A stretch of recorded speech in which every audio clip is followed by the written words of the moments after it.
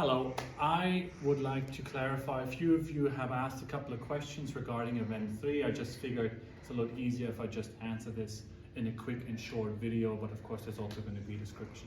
So number 1 is going to be which pull-up bars will you be allowed to use. On Saturday for this event, for event 3, each team will have, I call them cages, right? One of these cages, right?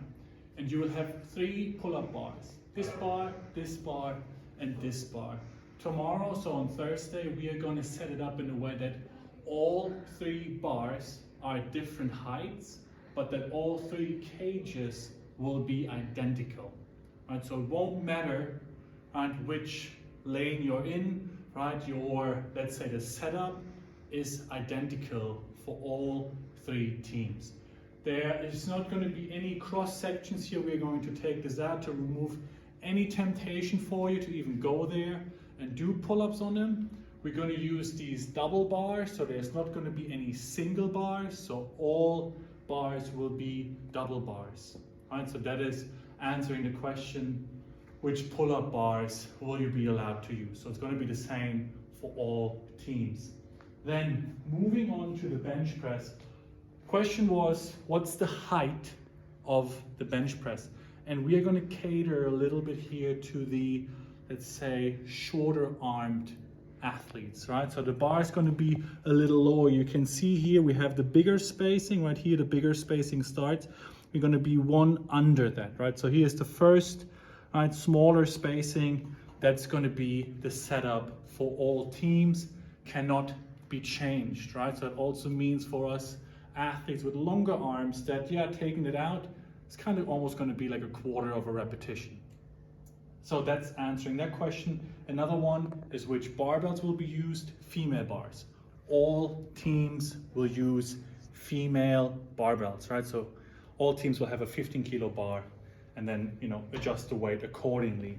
For the inverted row, the question was how wide can your arms, your hands be?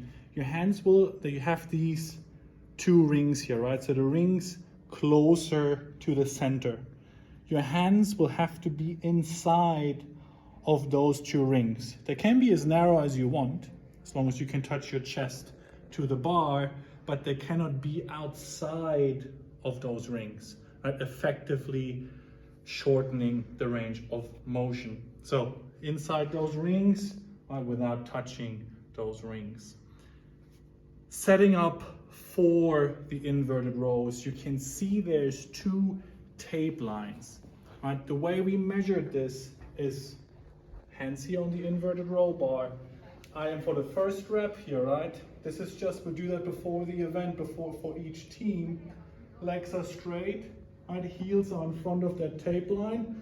I can touch my chest to the bar. From this tape line here, right, from this edge to this edge is 20 centimeters. So there's going to be a second tape line.